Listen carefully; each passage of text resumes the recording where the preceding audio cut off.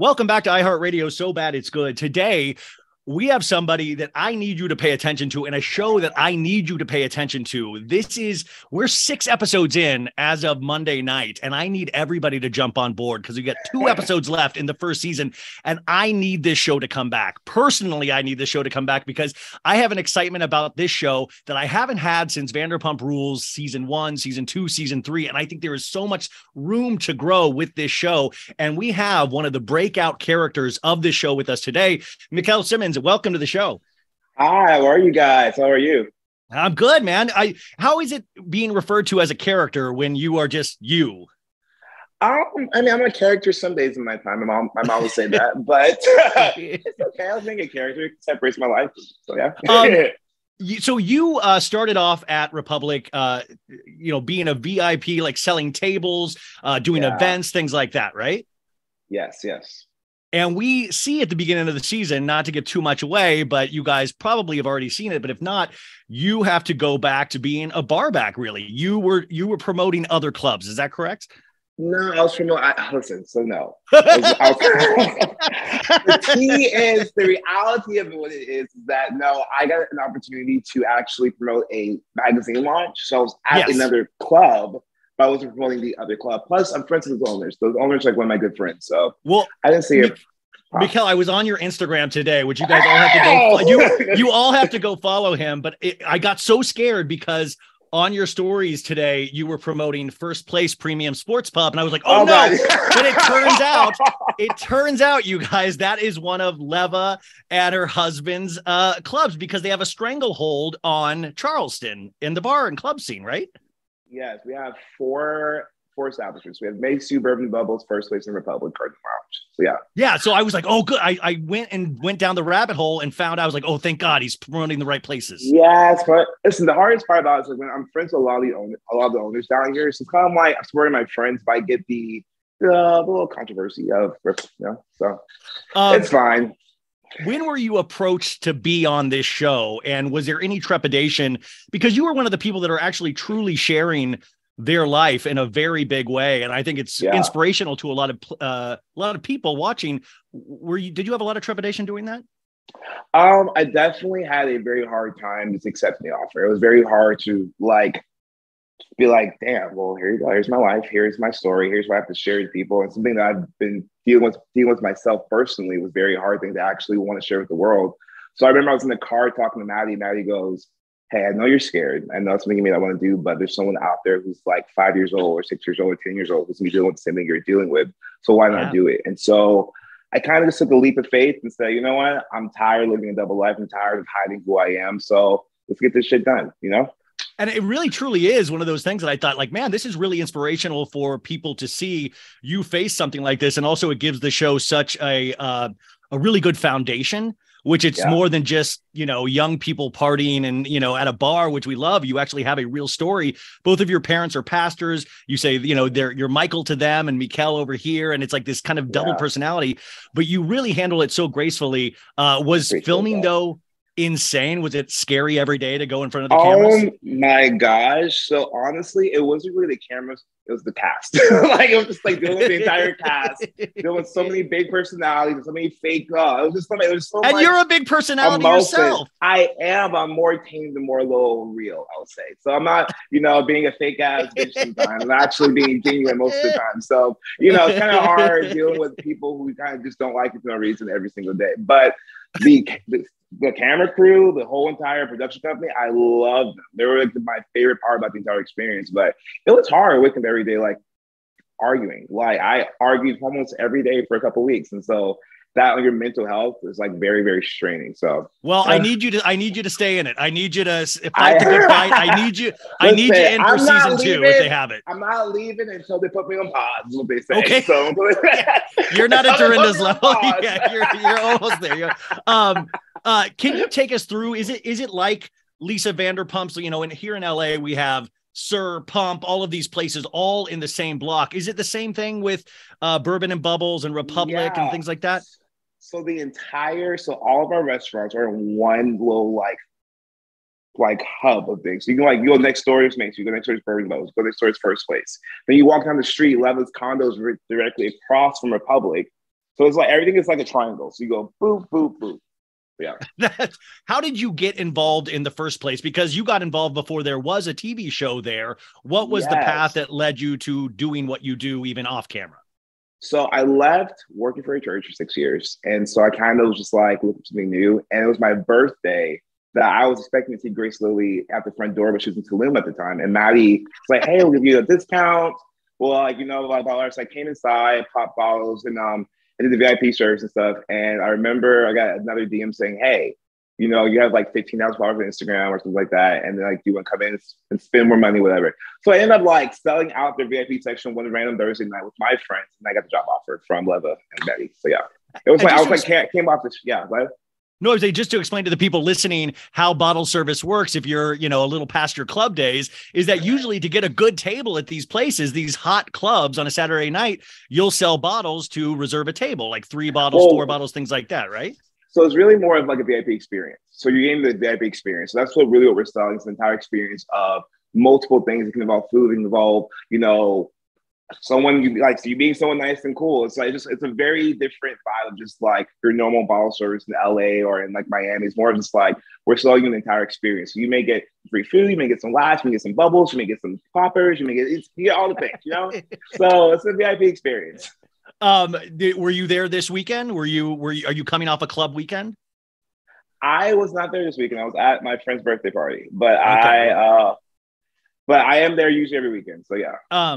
So the process of filming and actually sharing your life and opening up, and then all of these relationships, I liked you, especially because, you know, you were having scenes with Grace Lilly, you were having scenes with Maddie. The guys are very interesting because in the first episode, they're all out in the yard bodybuilding and you are completely left. But I think that's actually good because who wants to lift cinder blocks over their head? Listen, I would rather buy my body than to work it out. So if I can swap a car, get a little body sculpture, you know, I'm like, I'd rather not sweat. But you know, it's so funny that I was on Twitter. Honestly, the artists are guys in the cast are the most catty.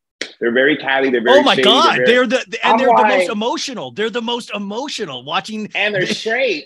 Well, some of them are, but it's like, dang, like I'm the most catty of them all. How intimidating is Leva in real life? We know her from Southern Charm, and now we know her in a kind of a different capacity than Southern Charm. But what is it like working with her? Is she very intimidating? She seems like she loves all of you, but it's a very hard love at times. I think the thing with Leva, I think there's just, I feel like she deals with a hard time separating like us as her kids, which were adults, but she does call us her kids for some odd reason. I have no idea why. But the thing of like if we're at work, but you can't really get involved in our personal lives, you know? So I know that she's like a mother figure, but I think sometimes we have to figure out, okay, how much should I let you into my life? You know, there's like this weird boundary that I feel like we have crossed in a certain way. You talk about Lamar actually taking a chance on you in one of the beginning episodes and that he was disappointed in you. Was that really hard for you to deal with, having somebody you respected like that? It definitely was, because, you know, being African-American in the South, it's like you rarely ever hear of a lot of influential Black men who are doing the right thing, or doing good things, or making lots of money, who are very proud of their city. So it's kind of like, damn, like, I don't want to like bring us back 10 years to where like, you know, I'm messing up and now it's sort of reflect on his business. And so it's kind of like, I get where that stands. My dad's very similar to that. I would never want to make like just F up, honestly. Yeah, totally. So I saw you post on your Instagram. Hate to keep going back to your Instagram, but you're fine. I love it. You have it with keep plugging me in. Keep plugging me in. You have it with TJ. You posted 19 hours ago with TJ, and it said "bitch made to the end." What does that mean? Listen, bitch made to the end means like, you know, we are good right now, but you're still a bitch at the end of the day. So because they have a great relationship in the show, you guys. they fight, but then they actually start liking each other again, you know, once you get further into the season. I'm really hoping that our relationship stays the same. You know, I don't know, but as of right now, we're good, and I'm happy with that. That's what I'm leaving at. So, are you able to tease anything that's going to be coming up in these next? I haven't seen tonight's episode 6, which will be out by the time this airs this week. Is there a lot of insanity to come? Because I was trying to track the mid-season trailer for what I've seen. So what I will tell you is there's a lot of tea will be spilled. I'm actually out of the drama. Praise the Lord. I'm taking the break for the next couple episodes, and I get to breathe. You know, I've been doing my work, I've been doing my diligence, I've been sweating and making them laugh and cry. But it's going to be a lot of separations, a lot of division, and a lot of pot stirring from the end of the show. But all to say is, it's people are going to hate each other. I'll tell you that much, and people are going to not like each other. But as long as it's like it's chaos. It's like I need that. I need that. It's an entire season chaos. Okay, I'm going to ask you about your cast members. If you could tell me whatever first thought comes to your mind. Grace Lilly, who I love Grace. I think she pops off screen just as much as you do. What do you think about Grace Lilly, or what comes to mind?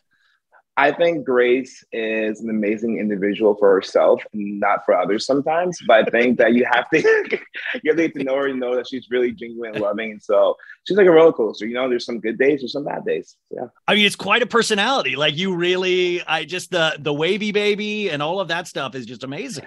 This girl, and the thing is, I'm not saying because she's my friend, but I'm like, this girl's in the same exact way since I met her. Like this extraness, all this I love that though. I love that it's not like put on for the cameras. I love to not. But I've been dealing with it for years. So I'm kind of tired. I'm tired of being wavy. I'm kind of this. I want to be sinky. I want to be like sitting in the sand and just like tanning or something. Maddie, what comes to mind?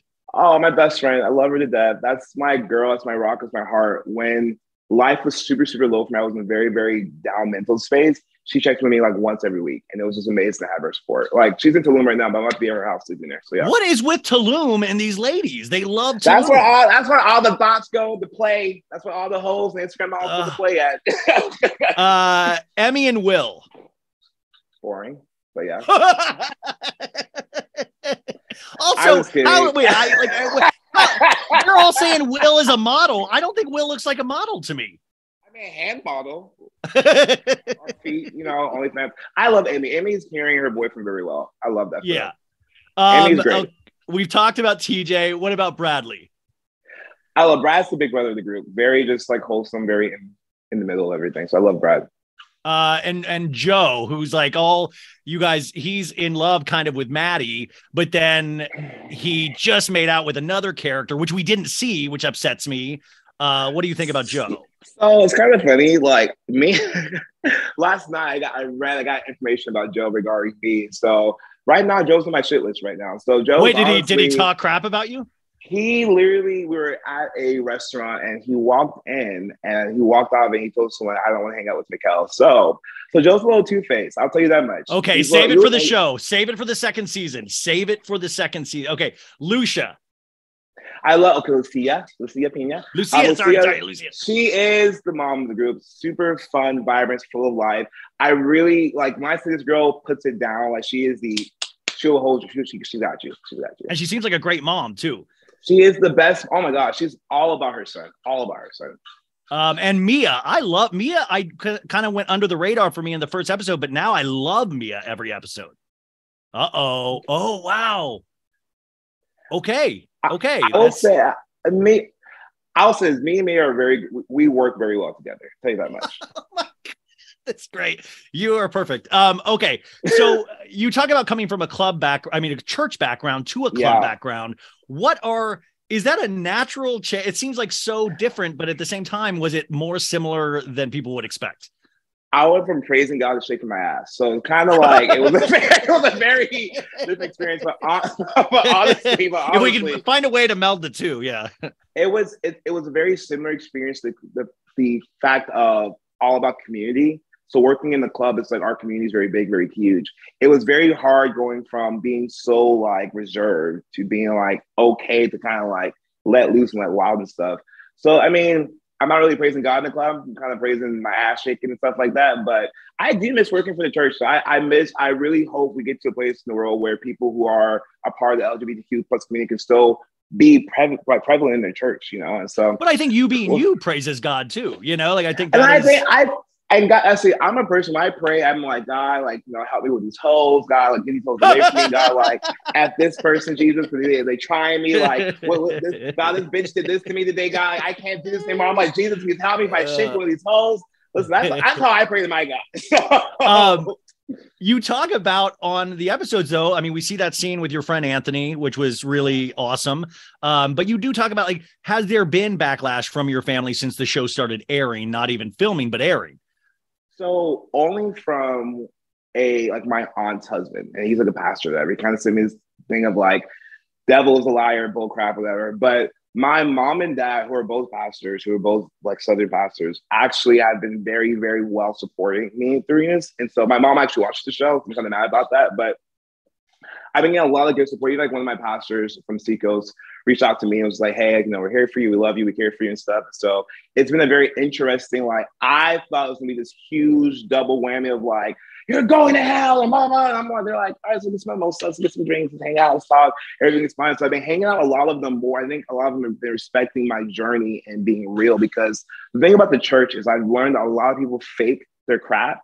And so they're going to church like every Sunday morning and like put to their hands, but it's like, man, close, or you're cheating on your wife, or you're cheating on your exactly, husband. Yeah. Or it's like, so I'm like, I think guys have better more respect for me, because I'm like, hey, here's who I am, good or bad.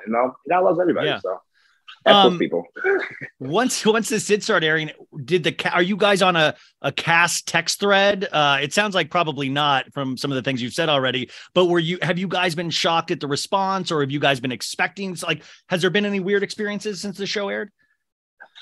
Definitely a few clout chasing people. It's been very weird. People have been connecting with us. Like, we do have a group chat. We all text each other and stuff. And so it's been a lot of like random DMs, or like old people popping up in our lives. There's even like a scene where this like girl who's like used to be really well known in Charleston, who's like always trying to get behind the camera when we were filming. So we'll be like sitting next to each other like, what the hell is she doing? Like, what's going on? So it's been interesting. It's new, it's different. But I think I have been learning how to enjoy it. I'm actually not as extrovert as I seem. I'm very much an intimate person. So being like grabbed and say, hey, let's take a picture, is kind of, I'm getting used to that. But I don't know. I mean, yeah, it's fine.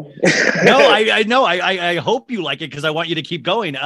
So if I went to Republic, yes. I'm old. I have to dress. Like, how many bottles do I got to get inside Republic? So you need to get the VIP service package, which will give you, a limited amount of wines and sparklers and champagnes and stuff like that. So I mean, honestly, all you would need is one, a good bottle of Ace of Spades to do right, and bring some honeys with you and stuff like that. Get a nice VIP corner.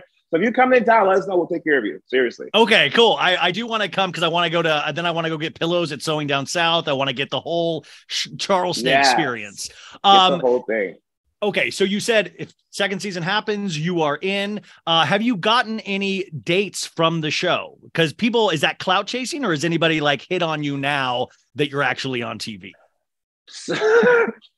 Come on, there has to be. There has been one person that they will not get to mention the name of. That it was so interesting, because they told my friend that they were like, "Oh, I'm straight." That's been a lot of things. The whole like fake straight BS.